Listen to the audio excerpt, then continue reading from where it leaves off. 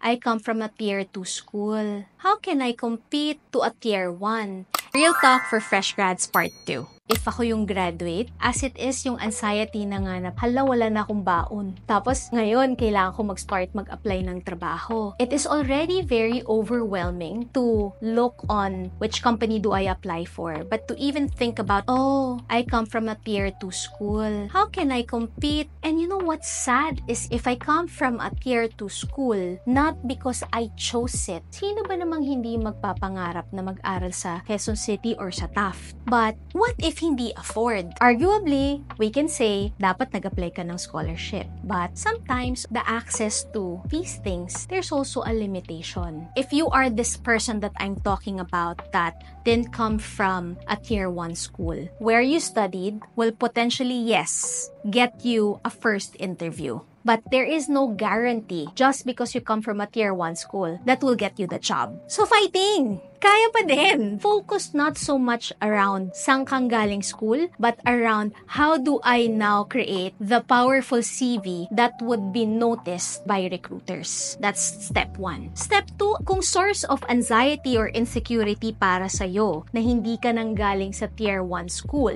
then find people who potentially is a connection, top alumni network, but also have the courage, kapalan mo yung face mo, as in kapalan mo, to message people. But when you message, hindi ka magtatanong, uy, may trabaho ba dyan? Pa-refer naman, pre. You pull out the detail of the job board and say, hey, I saw this job posting. Do you mind sharing my CV to the line manager? Because at the end of the day, this is your future we're talking about. Kesyo, bago kang graduate or matanda ka na, yung mindset is, if you want it, go get it. We can have all the excuses. But ang mindset, walang pinipili.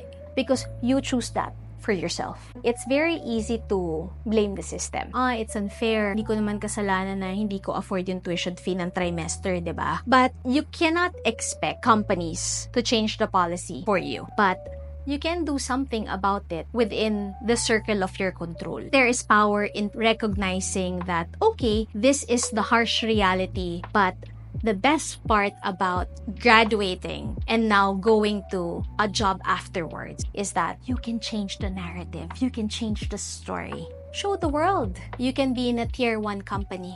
And that tiering now becomes your own definition because it's now your career. It's now your life.